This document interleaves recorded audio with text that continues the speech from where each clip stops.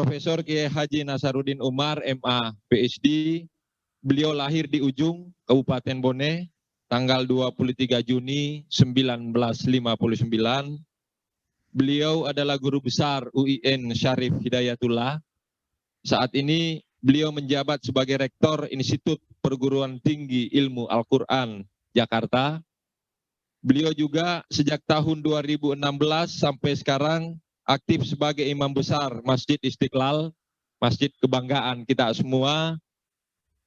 Sebelumnya beliau menjabat sebagai Wakil Menteri Agama Republik Indonesia dari tahun 2011 sampai 2014. Beliau juga merupakan pendiri organisasi lintas agama untuk masyarakat dialog antar umat beragama dan pernah menjabat sebagai Dirjen pada Direktorat Jenderal Bimbingan Masyarakat Islam di Kementerian Agama Republik Indonesia.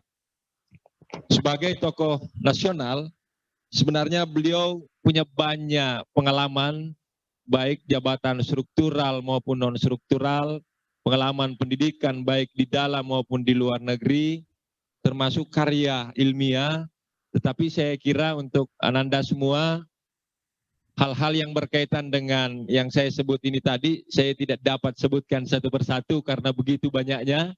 Saya kira Anda semua bisa mencari dengan mudah di internet. Ya, dengan kata kunci nama beliau, hal-hal yang berkaitan dengan hal yang ingin diketahui ini bisa diperoleh. Saya kira ini menjadi kebahagiaan dan kebanggaan kita semua, karena itu saya tidak ingin berpanjang lebar.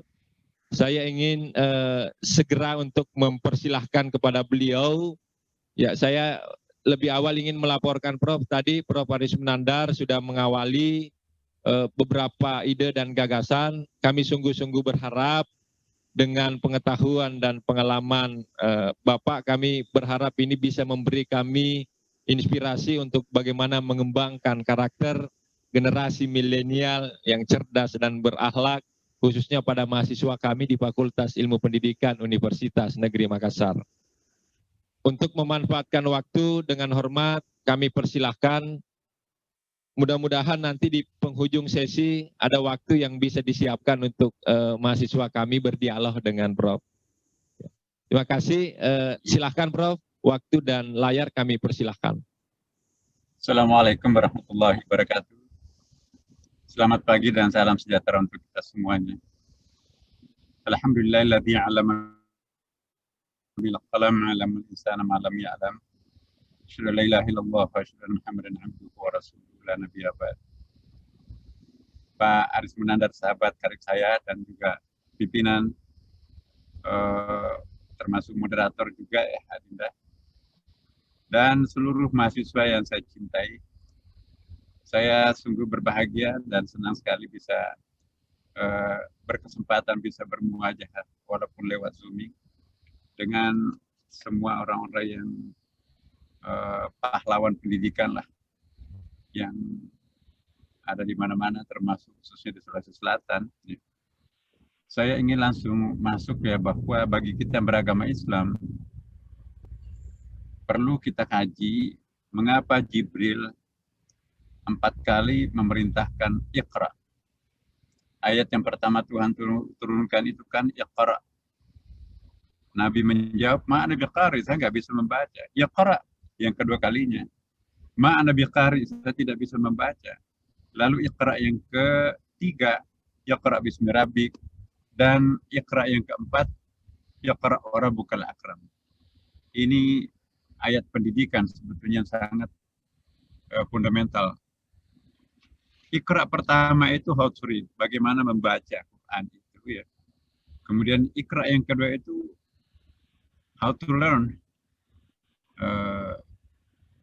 bagaimana mempelajari lebih mendalam.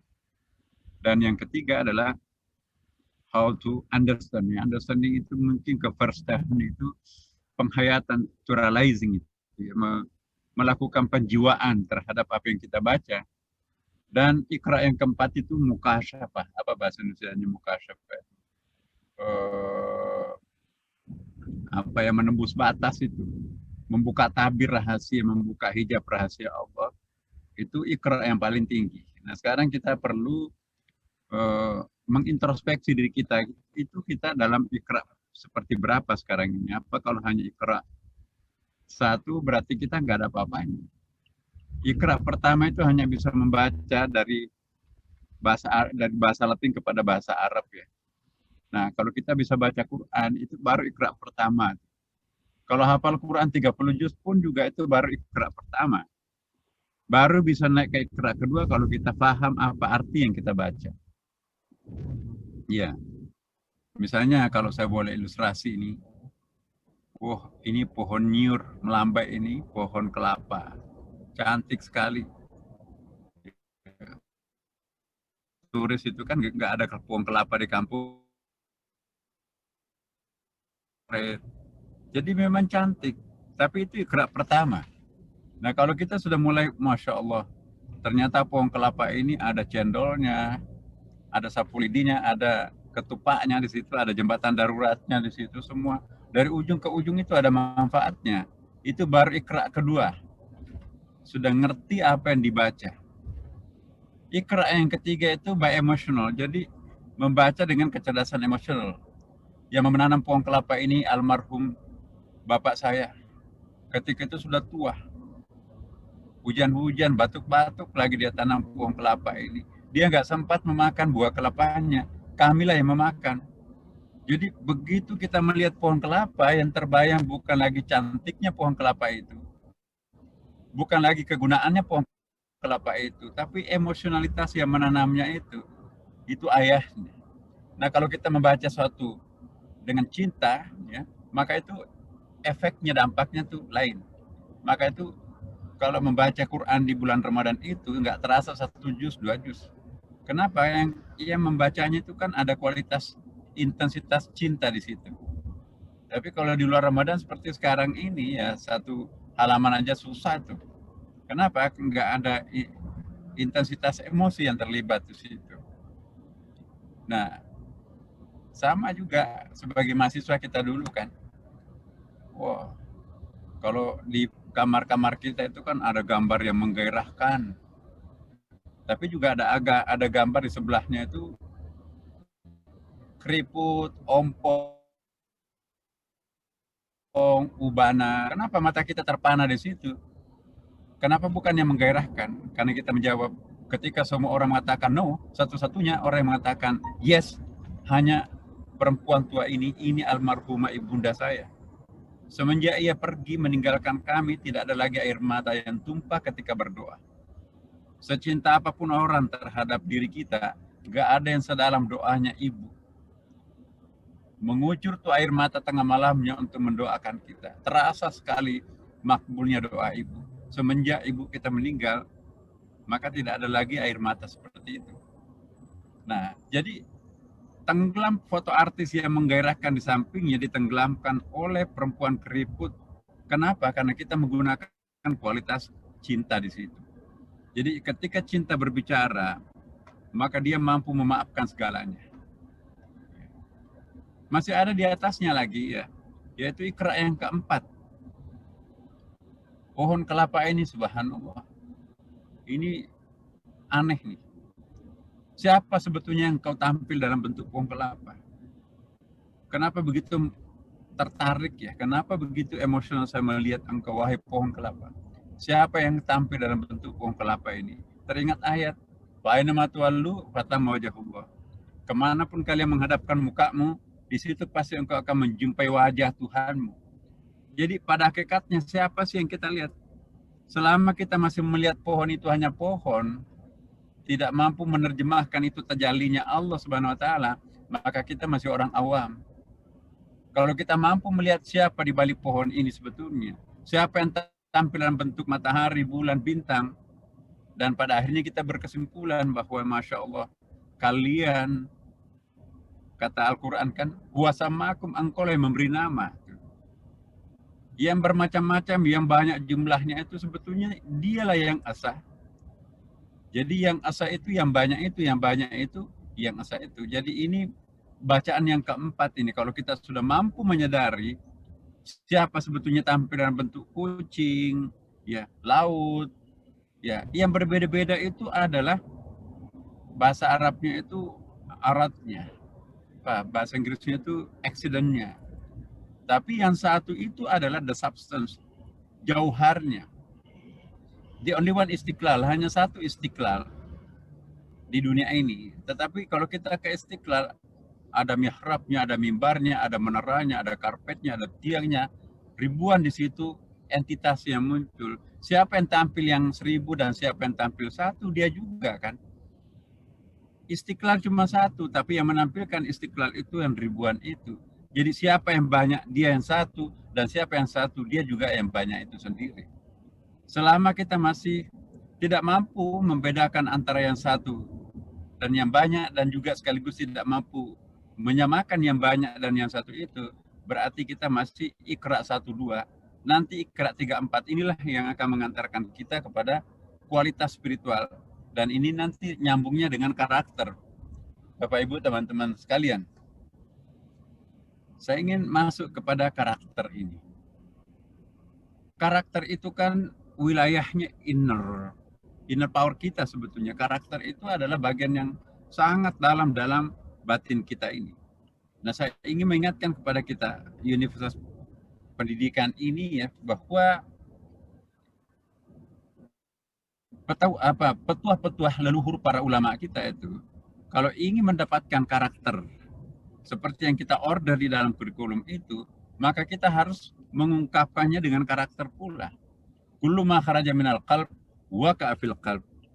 Semua yang keluar dalam hati yang sangat dalam, itulah nanti yang akan mendarat dalam hati yang sangat dalam.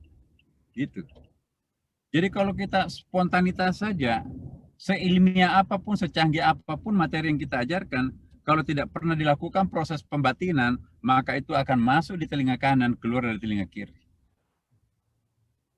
Profesor kita yang dulu, yang pernah mendidik kita, yang pernah melahirkan IKIP dulu ya, sebetulnya ilmunya tidak secanggih dengan teman-teman kita sekarang ini yang sudah sampai dari Amerika, Eropa ya, menggunakan Google segala macam. Tetapi berkahnya, pengkarakterannya yang berbeda. Nah, saya ingin mengingatkan kepada kita semuanya bahwa segala sesuatu yang terungkap tidak melalui proses pembatinan, itu tidak akan melahirkan karakter. Karakter itu lahir melalui proses pembatinan. Ada anak yang kita didik itu, cum laude lulusnya, tapi makin pintar, makin kurang ajar. Kenapa? Dia hanya mengkonsumsi ya, di level apa ya itu, level reasonnya itu, tapi tidak masuk di heartnya. Kenapa seperti itu? Karena mungkin juga pengajarnya juga tidak seperti itu. Kita dalam mempersiapkan materi ajar, laptop kita sudah siap, pertanyaannya, kurikulumnya, buku wajibnya, buku anjurannya, kemudian juga bahkan sampai ke pengukurannya segala macam. That's it, hanya itu. Tapi kalau orang tua kita dulu, profesor-profesor yang tua, yang senior, ulama yang besar, yang karismatik itu, tidak cukup dengan mempersiapkan seperti itu. Dia salat tahajud. Ya Allah, besok saya akan mengajarkan materi ini. Kitabut Taharah, berkahilah. Sebelum sampai masuk di kelas, dia mampir di musola, salat duha. Selesai salat duhanya, bangun lagi, bangkit 2 rakaat untuk salat hajat. Ya Allah, sebentar lagi saya akan mengajar di depan murid saya.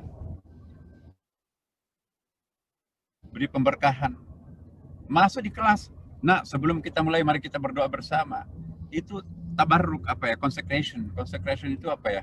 Ada pembaptisan ya, pensakralan. Bagaimana nggak berkah? Sudah digodok tengah malam melalui salat tahajud. Ya, mohon ke langit agar berkahnya diturunkan, maka ilmu yang seperti inilah yang akan melahirkan proses pembatinan. Kenapa? Karena kullu ma kharaja minal qalb waqa'a fil qalb. Yang keluar dari sanubari itulah yang nanti akan menembus batin itu. Nah, salah satu kelemahan kita sebagai pendidik sekarang ini, kita kadang-kadang apa ya, kita tidak masuk ke wilayah batin anak kita. Kita tidak masuk ke wilayah rongga yang paling luhur dari anak didik kita, maka itu bagaimana mungkin bisa masuk menjadi sebuah karakter. Nah, ini mohon maaf, Iqra pertama 2 itu oke. Tapi kita juga harus masuk ke Iqra yang ketiga 4 ini. Iqra 3-4 itulah yang akan melahirkan karakter. Bagaimana caranya melahirkan karakter itu? Yaitu tadi, jangan hanya mengajar dengan rasio, tapi mengajarlah dengan rasa. Mengajar dengan rasa plus rasio ini yang melahirkan karakter. Tapi kalau hanya kita mengajarkan dengan rasio tanpa rasa, itu hanya mengajar tapi bukan mendidik. Mendidik dan mengajar itu kan beda. Teman-teman lebih tahu dari saya. Tapi bagaimana menjadi seorang pendidik yang baik, ya, at-ta'limul muta'alim dalam bahasa pesantrennya itu tidak gampang. Bagaimana bisa menjinakkan sasaran kalau kita sendiri juga nggak jinak? Bagaimana bisa meresapkan materi itu ke dalam masyarakat didik kita kalau kita sendiri tidak meresapi? Nah, jadi yang paling pertama adalah peresapan pada diri sendiri. Menasehati anak kita, jangan harap akan pernah diikuti oleh anak itu kalau kita tidak menasehatinya dengan emosi. Nah, kalau pulang jangan mampir ya, langsung pulang ke rumah aja. Jangan mampir main game. Iya Bu. Tapi anak itu nggak peduli. Kenapa? Karena ibunya menegurnya itu dengan spontanitas. Tapi kalau digodok dulu dalam batinnya, ya Allah, anak saya mohon betul supaya nanti langsung pulang ke rumah. Panggil dengan penuh kemesraan, penuh rasa. Nah, nanti pulang dari sekolah mampir, jangan mampir lagi anak ya. Langsung pulang. Mama pingin sekali salat jamaah maghrib bersama di rumah dengan papa dan adik kakaknya. Iya Bu. Begitu diajak oleh temannya, walaupun digratisin, enggak, aku harus pulang. Kenapa? Suara hati itu sebetulnya suara Tuhan. Divine voice itu. Nah, kalau kita mengajar dengan suara hati, kita meminjam hatinya Tuhan untuk menyampaikan kepada murid. Maka itu kalau bahasa hati yang berbicara, itu kadang-kadang tidak perlu persiapan yang sangat mendalam, baca buku macam-macam, dia akan muncul dengan sendirinya dalam benak kita itu. Bahkan kadang-kadang kita tidak punya persiapan, tetapi kondisi batin kita itu yang sangat siap, istiadat bahasa Arabnya. Maka justru jauh lebih baik kalau kita mengajarkannya itu daripada membaca buku 2-3 buku sebelumnya. Kadang-kadang kalau kita khutbah, persiapan khutbahnya itu matang betul, tapi begitu berhadapan dengan jamaah, buyar, nggak tahu apa yang keluar dari mulut. Kadang-kadang kita nggak punya persiapan materi apapun, tapi sejak tadi pagi kita zikir, sejak tadi pagi kita bahasa dengan Allah ya, kita lembab semua batin kita itu. Maka begitu di podium itu sepertinya bukan kita bicara, ada yang ngatur podium itu. Kenapa kita bisa menyampaikan bahasa yang sangat, kita sendiri kalau mendengarkan rekamannya enggak percaya kalau itu saya yang khutbah seperti itu. Kita kadang-kadang seperti itu. Bapak Ibu juga para dosen, kalau mendengarkan rekamannya kadang-kadang bingung, kok bisa ya saya ngajar kayak gitu? Apa iya bisa? Seperti bukan saya. Itu bahasa batin itu yang keluar. Tapi kadang-kadang kita kecewa, saya sudah bikin persiapan, ya, PowerPoint-nya sudah bikin canggih-canggih, tapi kok mahasiswa penerimanya itu sangat kurang tuh. Nah, itu pertanda bahwa di situ nggak ada bahasa batin. Maka itu penciptaan karakter itu adalah harus menggunakan bahasa batin. Yang terakhir adalah bahasa batin itu biasanya muncul di malam hari, Bapak Ibu. Di siang hari itu bukan bahasa batin yang keluar, itu bahasa rasio tuh. Maka itu dalam Imam Syafi'i mengatakan man talabal ula syairal layali. Barang siapa yang mendambakan ketinggian ya, martabat ketinggian, maka hendaklah banyak begadang di malam hari, belajarnya di malam hari, kontemplasinya di malam hari. Kenapa? Karena kalau malam hari itu jarak antara Tuhan dengan hambanya dekat. Langit terbelah kalau malam hari. Tapi kalau siang hari jarak antara hamba dengan Tuhan itu jauh. Itulah sebabnya mengapa salat itu lebih banyak difardukan, disyariatkan di malam hari. Salat di siang hari itu hanya duhur asar aja kan. Coba di malam hari. Ada maghrib, ada isya. Nggak ada salat tarawih di siang hari. Salat lail, salat tahajud, salat witir, salat subuh. Tuhan sepertinya maha tahu, dan memang maha tahu. Manusia itu nggak mungkin bisa khusyuk salatnya di siang hari itu. Allahu Akbar proposal yang jadi itu. Nah, tapi kalau malam hari, basah sajadah dengan air mata taubat, basah sajadah dengan air mata kerinduan kepada Tuhan. Makanya itu ayat juga mengatakan, wa minal laili fatahajjad bihi nafilatan laka asa ayyabaka rabbuka maqaman mahmuda. Maqaman mahmuda, tempat yang paling tinggi itu hanya bisa diraih melalui sujud tengah malam. Dari sini saya ingin menyampaikan kepada teman-teman bukti bahwa abad pertengahan sekitar tahun 700 sampai 1100 Masehi itu 27 ilmuwan lahir. Itu kalau ada Nobel pada waktu itu 100% itu miliknya umat Islam itu. Contohnya the father of chemistry, bapaknya ilmu kimia itu Jabir bin Hayyan. Dia yang menemukan ilmu kimia mulai dari Al-Kimia buku pertamanya, lalu buku keduanya adalah Kimia. Dia juga seorang anak muda yang mungkin juga nakal-nakal dikit lah pada waktu mudanya itu. Akhirnya dia taubat, nangis tengah malam. Bingung sendiri, kok kenapa hati yang keras ini bisa lunak nih. Batu yang di depannya itu juga ini bisa menjadi batu mulia kalau ditempah. Dia pecahkan batu ini, diasah jadi intan permata. Ada logam, logam ini juga bisa menjadi logam mulia kalau ditempah. Betul, dibakar, dipukul, maka lahirlah emas. Jadi Jabir bin Hayyan itu menemukan ilmu kimia bukan melalui laboratorium, tapi melalui sajadah tengah malam. Itulah yang disebut dengan ilmu laduni. Dalam surah Al-Kahfi ayat 60 sampai 82 itu. Siapa lagi? Al-Khawarizmi, bapaknya matematik itu. Ya. Bapaknya Al-Jabar. Itu juga melalui sajadah tengah malam. Dia melihat bintang makin lama ditatap makin banyak.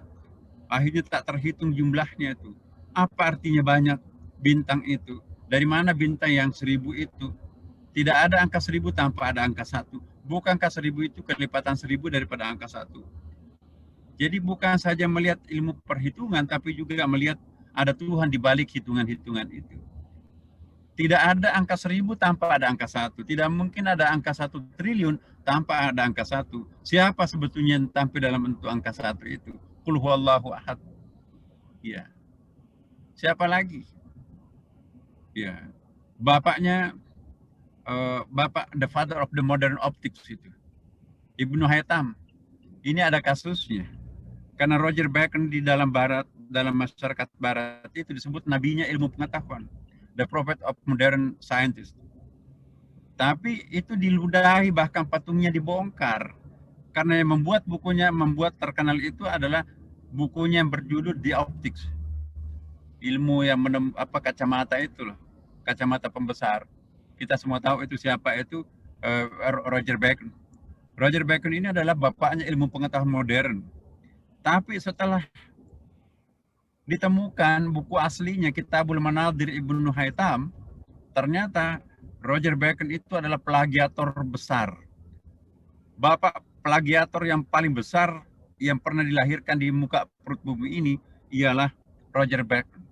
Sudah terlanjur dipromosikan sebagai nabinya orang barat dalam bidang pengetahuan, ternyata hampir 100% itu terjemahan penuh daripada kitabnya orang Arab, namanya Kitabul Manadir. Nah itu.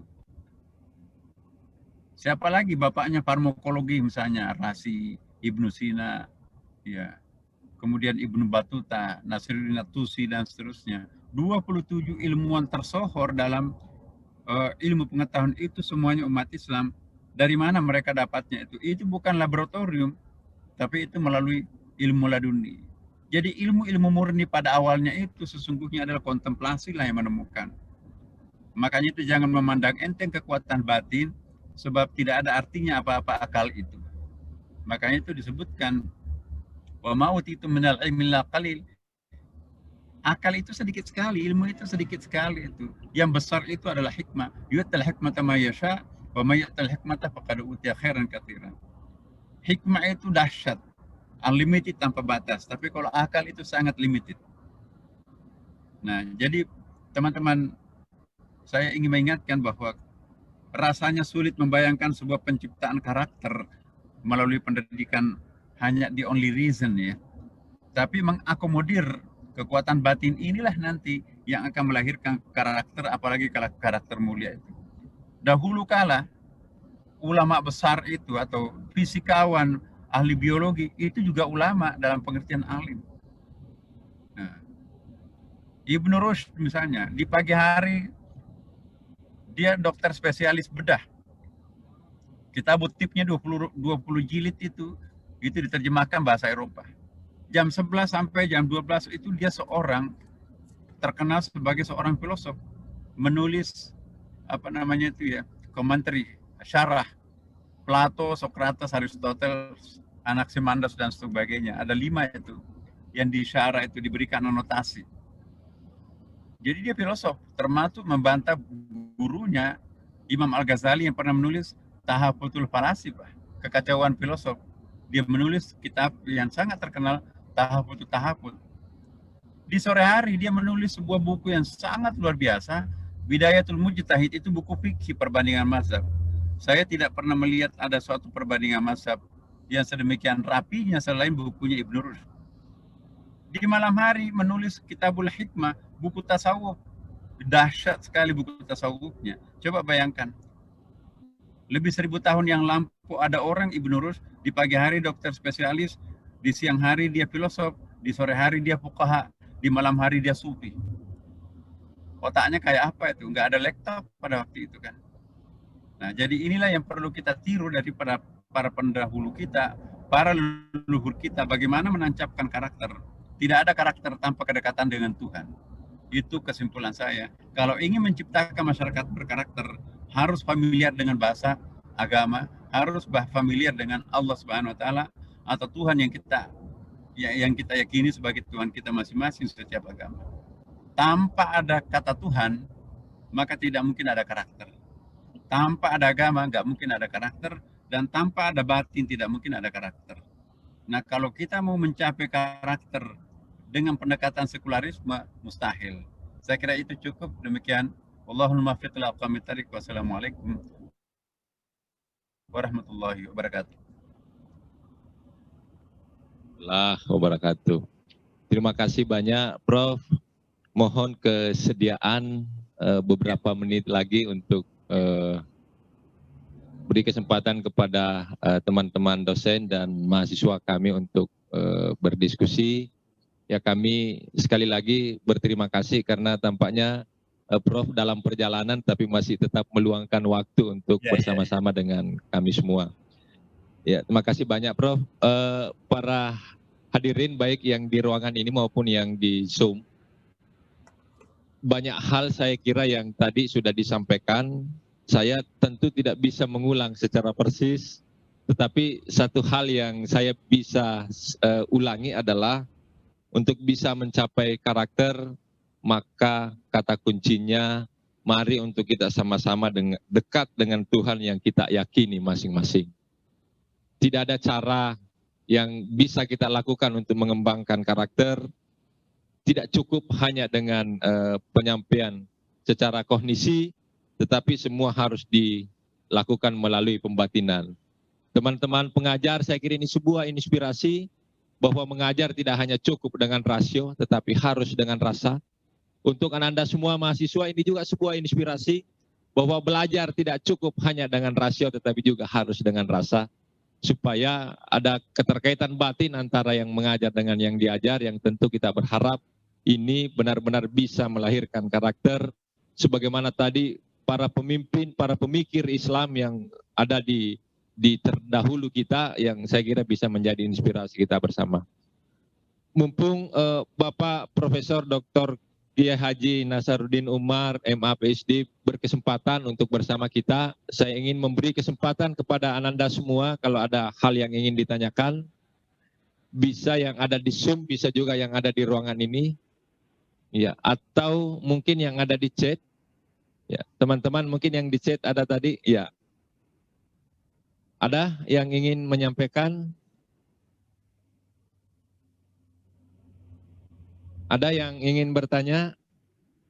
Ya, baik, kalau tidak ada sambil menunggu, ada chat yang masuk ke saya lewat WA dari teman-teman dosen. Ya, ada beberapa yang bertanya berkaitan dengan kondisi yang hari ini dihadapi secara bersama. Atau mungkin Pak Lukman ingin bertanya?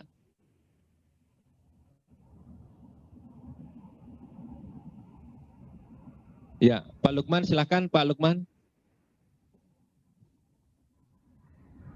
Pak Lukman, silakan.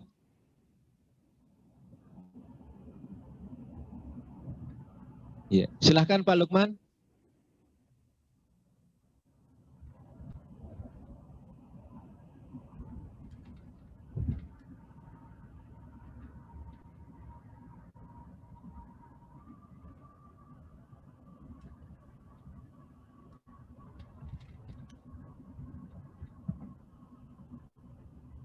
Di unmute dulu Pak Lukman.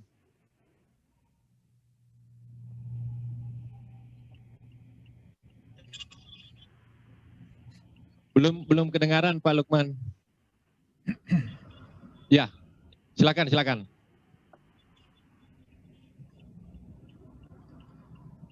Masih termute Pak Lukman. Belum.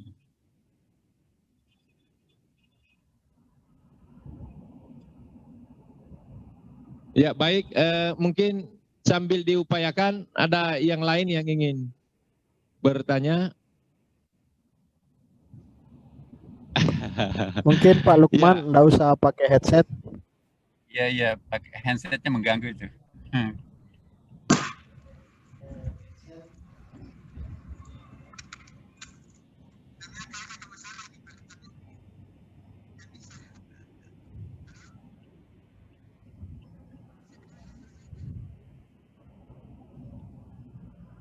Nggak bisa, nggak kedengar. Ya, baik, sambil diupayakan. Mohon maaf Prof, ada gangguan kebetulan Pak Lukman join dari Kabupaten Parepare, dari kota Madya Parepare. Ini ada chat dari mahasiswa Prof berkaitan dengan hari ini mereka merasa berada di lingkaran. Begitu bebasnya mereka untuk mengakses berbagai informasi, begitu bebasnya mereka untuk dapat melihat apa yang terjadi di tempat yang lain, yang dianggapnya bisa untuk mewarnai seperti apa karakternya. Ananda mahasiswa ini meminta tips dari Prof bagaimana menghadapi situasi ini, apa yang harusnya dilakukan untuk kemudian bisa memiliki karakter yang baik, tetapi tetap juga bisa menyesuaikan diri dengan tuntutan perkembangan zaman. Ya, ini chat dari Ananda mahasiswa, mohon untuk diberi tanggapan Prof. Silakan Prof. Baik, kalau kita punya iman kemanapun dan apapun, siapapun, seperti apapun, insya Allah kita akan menjadi manusia yang stabil. Ya. Tapi sesempit apapun ruangan kita tanpa terkontaminasi oleh kemodernan zaman pun, kalau iman kita pun juga tidak stabil, itu juga masih sangat labil, ya kan. Jadi kelabilan seseorang itu tidak semata-mata ditentukan faktor eksternal yang sedemikian dahsyat, ya kan, tetapi juga faktor internal kita itu yang harus kuat. Kalau iman seseorang itu tangguh, seperti apapun ada di sekitar kita itu tetap akan stabil kita. Jadi iman itu kunci di situ. La yasriqu sariq wa huwa mu'minun, tidak akan mencuri pencuri itu kalau dia punya iman. Tidak akan berzina seorang itu kalau ia punya iman. Jadi sekuat apapun daya tarik lingkungan itu, kalau ada iman itu insya Allah akan stabil. Nah makanya itu tadi Iqra itu kan Iqra itu kan bukan baca Quran sebetulnya. Quran belum ada pada waktu itu. Jadi yang harus dibaca itu adalah Quran besar. Apa yang dimaksud Quran? Quran itu kan sebetulnya dari bahasa Arab itu. Ini saya kembangkan dari pertanyaan tadi. Qara'a artinya menghimpun. Bisa juga berarti membaca. Kata Quran dalam Al-Quran itu lebih banyak berarti menghimpun daripada membaca. Iqra itu bukan berarti membaca, tapi menghimpun. Himpunlah, sintesakanlah. Nah, itu. Pohon itu Quran, kenapa? Menghimpun akar, batang, ranting, daun, buah. Gedung kita ini adalah Quran, menghimpun beton, semen, ya, kemudian besi, batu kali, atap, tiang. Manusia itu Quran menghimpun benda padat, cair, dan gas, menghimpun alam gaib, malaikat, dan juga ada lahutnya di situ itu. Semua yang merupakan himpunan itu adalah Quran menurut bahasa. Jadi ketika Allah memerintahkan Iqra, bacalah. Ya. Galaksi Bima Sakti ini kan juga Quran, ada sistem ada tata suryanya kan, ada mataharinya, bulannya, bintangnya, ya, Marsnya dan seterusnya. Jadi semua yang kita lihat ini adalah Quran karena himpunan. Mengapa disebut Quran? Menghimpun huruf hijaiyah, alif batasa kataba misalnya kan menjadi suatu kalimat, kalimat terhimpun menjadi satu ayat, kalimat ayat dihimpun menjadi satu surah misalnya, itu Quran. 30 juz surah juz itu adalah Quran. 114 surah itu adalah Quran. Kenapa himpunan? Jadi himpunan itu Quran. Nah, ketika kita disuruh membaca, ya himpunlah, ambillah kesimpulan di situ itu. Himpunan di situ itu. Nah, jadi kita perlu mengembangkan apa yang dimaksud Quran. Quran itu ada yang tampak dalam bentuk alam semesta, sanurihim ayatina fil afaq. Ada Quran tampil dalam bentuk buku, dzalikal kitabul la raiba fihi, dan seterusnya kan. Nah, jadi anak-anakku semua para mahasiswa, dalam ilmu karakter itu, dalam Al-Quran kita diajarkan, diperkenalkan, bahwa guru itu sebetulnya not only persons, ada yang dikenal dengan impersonal teachers. Kita hanya terlebih banyak konsentrasi untuk belajar kepada guru. Padahal ada guru yang bukan guru, impersonal teachers dan personal teachers. Saya nggak tahu apa kita diperkenalkan itu atau enggak. Di dalam ilmu mendidik kita, didaktik metodik itu. Di dalam Al-Quran ada guru yang bukan guru. Not only persons, but di situ ada impersonal teachers. Bahwa guru itu juga boleh jadi pohon itu sendiri. Lihat surah Al-Qasas ayat 30, gurunya Nabi Musa itu pohon. Pohon itu yang bercakap dengan Nabi Musa. Lihat gurunya Nabi Sulaiman, gurunya itu antara lain adalah burung. Wa ulimna mantiqat tayr. Alangkah miskinnya mahasiswa itu kalau gurunya hanya dosen. Kalau dosennya hanya orang. Alangkah miskinnya seorang mahasiswa kalau gurunya hanya orang hidup. Orang bisa belajar kepada roh yang sudah wafat sekian lama. Itu ayatnya ada. Ya. Ada hadisnya banyak itu. Kama arsalna fikum rasulan minkum yatlu alaikum ayatina wa yuzakkikum wa yu'allimukumul kitaba wal hikmah wa yu'allimukum ma lam takunu ta'lamun. Jadi sebagaimana Rasul diutus ke tengah-tengah kita kan. Wa yu'allimukum itu fi'il mudhari, tensesnya itu present and future itu kan. Berarti Nabi Muhammad sampai sekarang masih bisa mengajari kita, masih bisa membersihkan kita, mensucikan kita. Perhatikan kata kerja yang digunakan untuk Nabi Muhammad itu fi'il mudhari atau present and future itu kan, bukan bentuk past tense. Bukan juga bentuk bukan bentuk fi'il madhi atau past tense. Artinya apa? Bahwa Nabi masih bisa memberikan pengajaran terhadap orang hidup. Orang mati itu bisa mendidik orang hidup. Coba kita lihat Ibnu Arabi.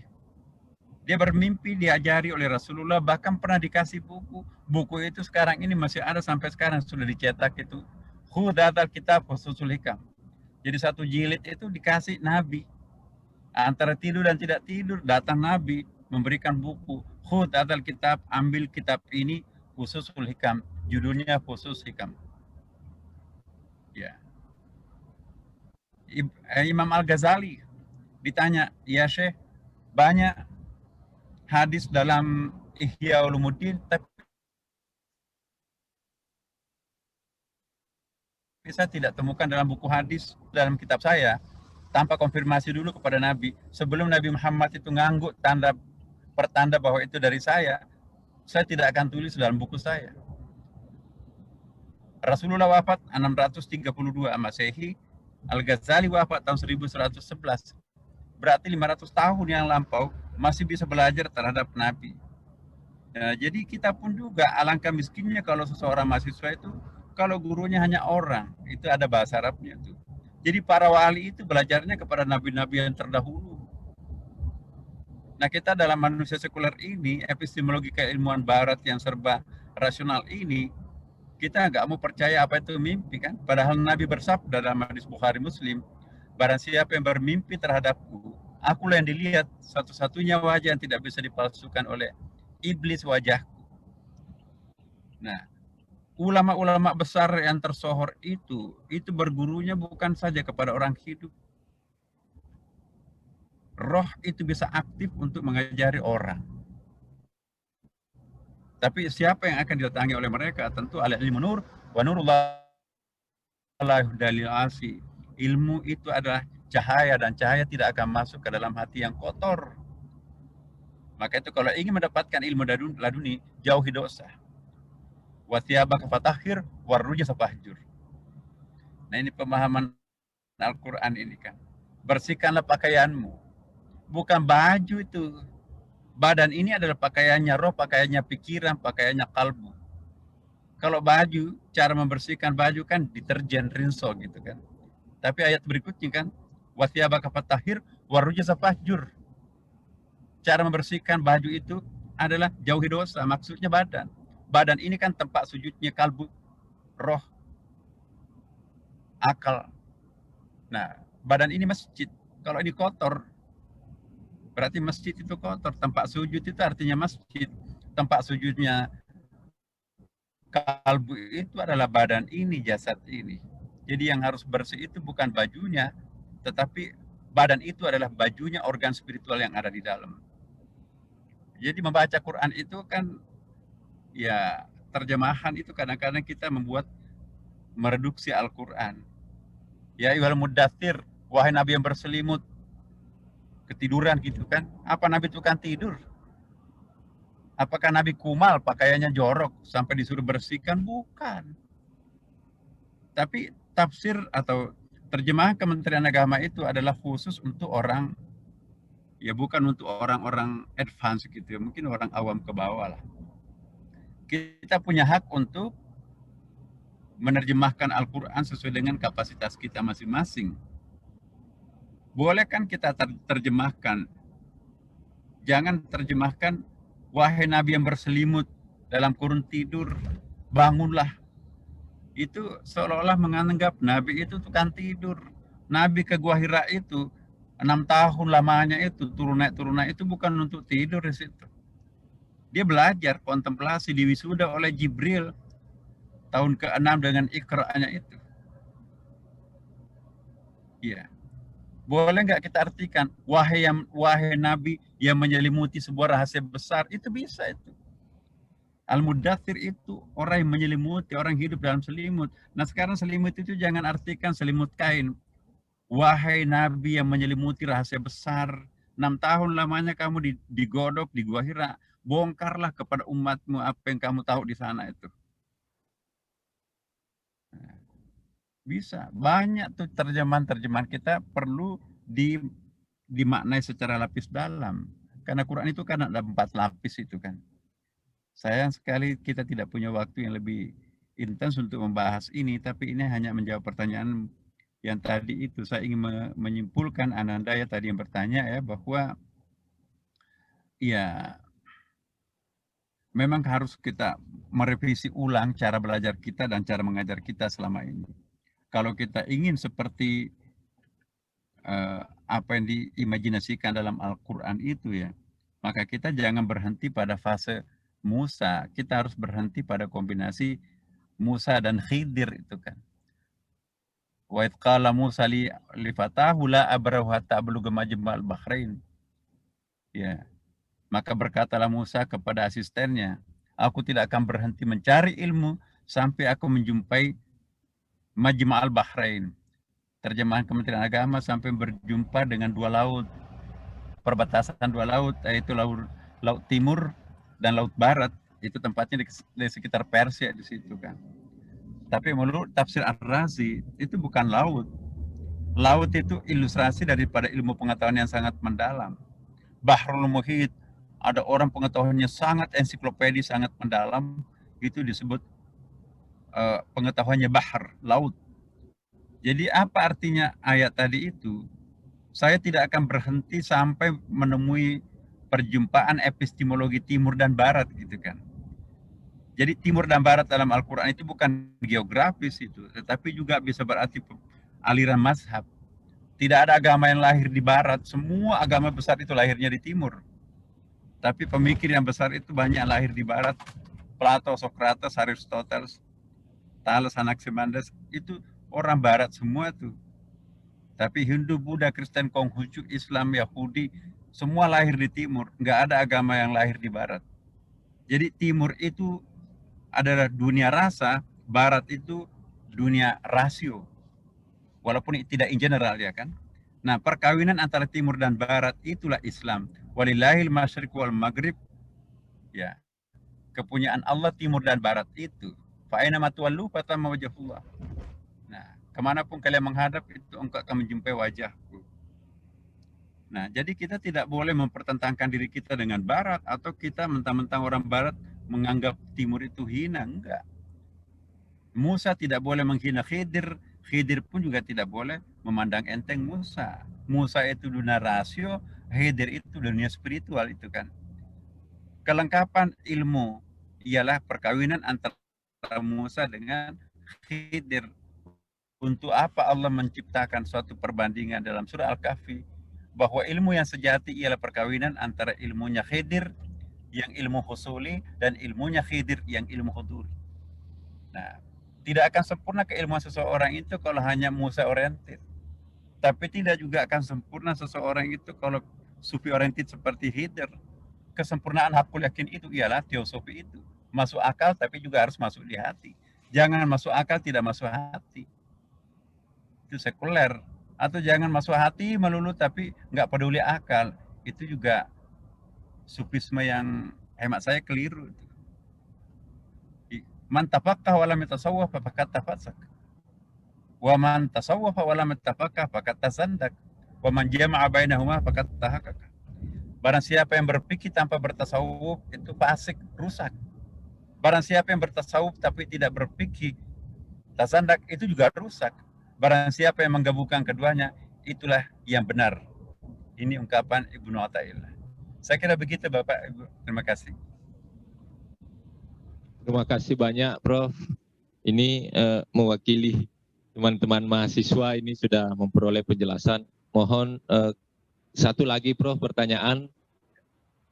Banyak sekali chat yang masuk Prof, tapi sesungguhnya beberapa chat yang tadi ini sudah terwakilkan, terjawab oleh jawaban Prof tadi di pertanyaan yang pertama. Kalau yang pertama tadi mewakili mahasiswa, kemudian ini Prof satu lagi chat yang mewakili teman-teman dosen dari Pak Lukman yang dari tadi berusaha untuk masuk tetapi tidak bisa. Pertanyaannya adalah mohon penjelasan Prof bagaimana teknisnya untuk bisa menanamkan kesadaran ketuhanan atau spiritual kepada diri kita sebagai pendidik dan juga kepada mahasiswa. Ini dari Pak Lukman. Mohon teman-teman yang punya pertanyaan, nanti saya kira kita meminta konfirmasi dan kesediaan Prof apakah masih ada waktu atau tidak. Ini pertanyaan yang mewakili dosen. Kami silahkan dengan hormat kepada Prof untuk memberi pencerahan kepada kami. Silakan Prof. Iya baik, pertanyaan yang memang sering kita tanyakan ya kan. Tapi dijawab sendiri juga oleh sejarah para pendahulu kita ya kan. Kecerdasan yang Allah berikan kepada manusia itu bukan hanya akal. Ya, akal itu nggak mungkin bisa menyelesaikan seluruh persoalan. Termasuk menyelesaikan persoalan Tuhan itu sendiri. Wa ma'utitu minal ilmi illa qalil. Ya. Yas'alunaka ma'anir ruh. Mereka bertanya tentang roh. Qul ruhu min amri rabbi, katakan roh itu urusan Tuhan. Sebetulnya ada penjelasannya itu khusus ya. Tapi saya ingin mengatakan begini.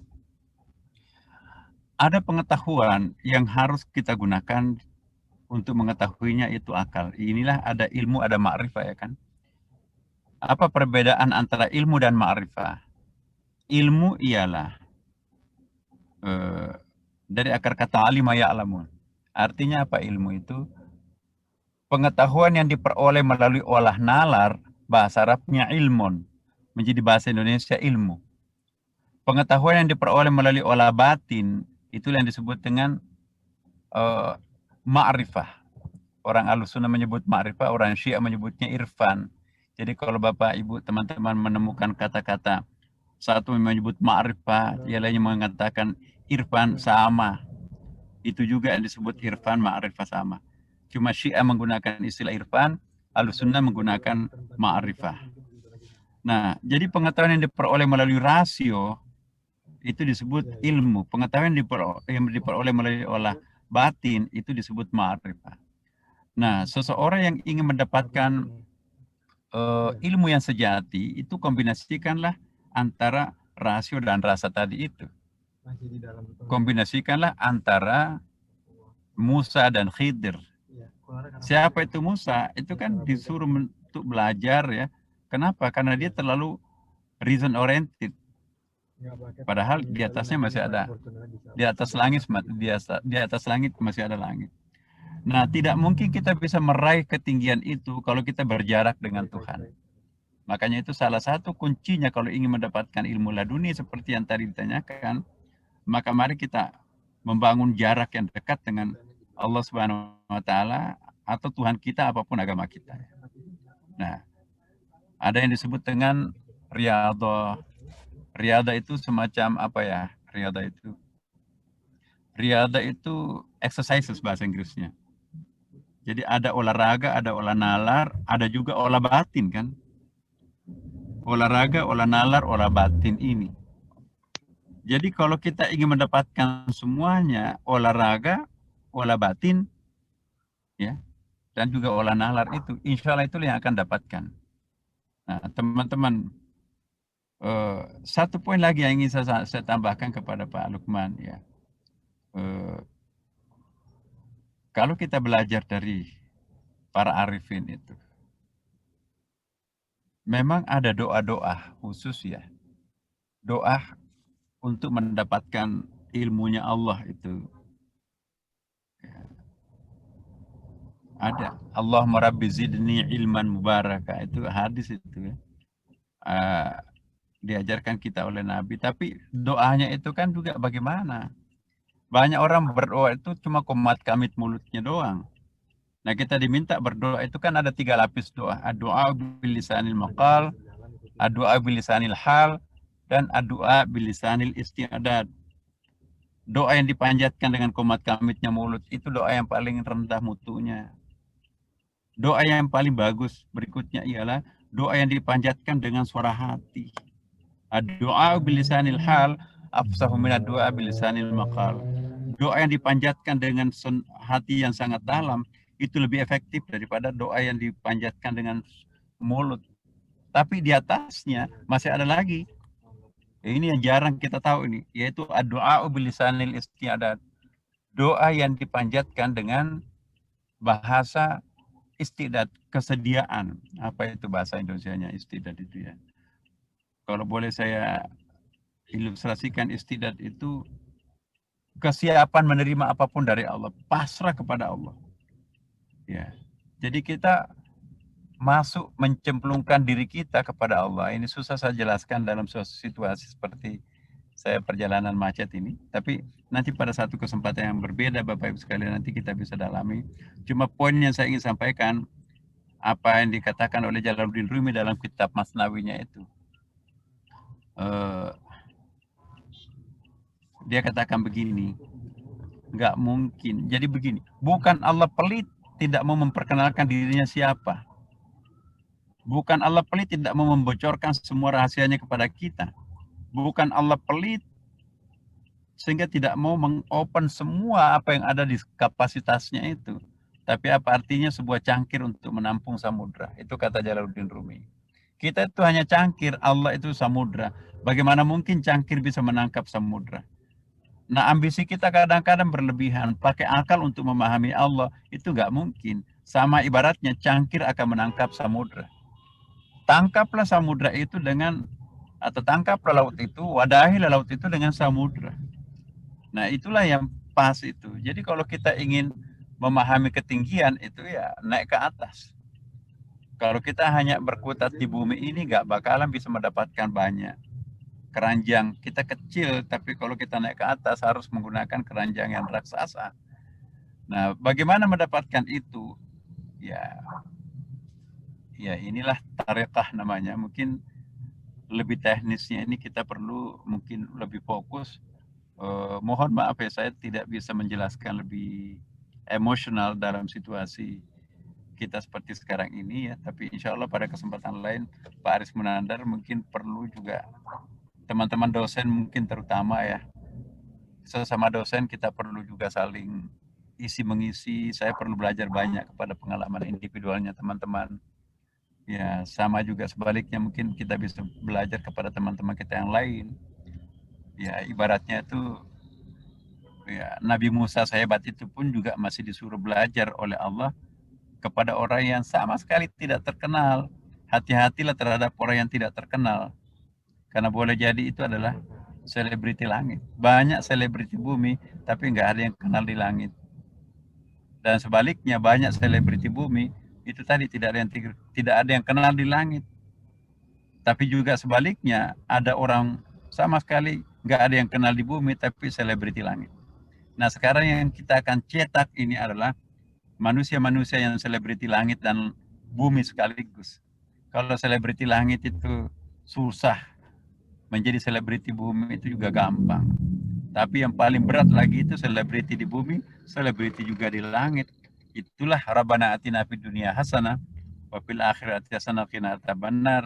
Seperti Nabi Muhammad ya kan, populer di bumi, populer juga di langit. Nah kita ingin juga alumni UPI itu juga adalah artis bumi dan artis langit. Saya kira demikian. Terima kasih. Terima kasih banyak, Prof. Rasanya masih ingin lanjut. Ya, teman-teman masih bersaut-sautan chatnya untuk bertanya, tapi ya saya kira kita harus juga memahami beliau bukan hanya milik kita, beliau milik umat. Beliau juga harus meluangkan waktu dan kita harus memahami diri bahwa beliau juga punya acara, punya agenda yang lain. Sebab itu sebelum berpisah, ada hal yang ingin disampaikan terakhir dari Bapak Prof. Dr. Haji Aris Munandar, MPD, kepada Pak Prof. Dr. Kiai Haji Nasaruddin Umar. Silakan, Prof. Assalamualaikum warahmatullahi wabarakatuh. Waalaikumsalam, Prof. Al-Mukarram yang saya hormati, saya tadi sudah menyampaikan di awal kepada mahasiswa bahwa salah satu kesamaan kami berdua dengan Prof. Nasaruddin sama-sama menerima beasiswa Super Semar.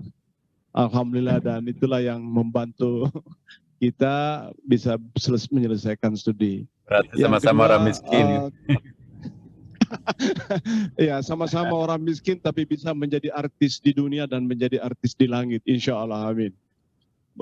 Kedua, perkenankan kami juga menyampaikan atas nama keluarga besar Fakultas Ilmu Pendidikan dan atas nama keluarga besar Universitas Negeri Makassar menyampaikan rasa bangga kami karena salah seorang putra terbaik dari Provinsi Sulawesi Selatan menjadi pemimpin umat di negeri yang mayoritas penduduknya beragama Islam. Dan kami tentu juga berdoa berharap semoga Bapak Profesor Dr. Kiai Haji Nasaruddin Umar seterusnya memberikan pengabdian yang terbaik untuk bangsa dan negara dan termasuk pada seluruh umat manusia yang ada di Republik Indonesia ini.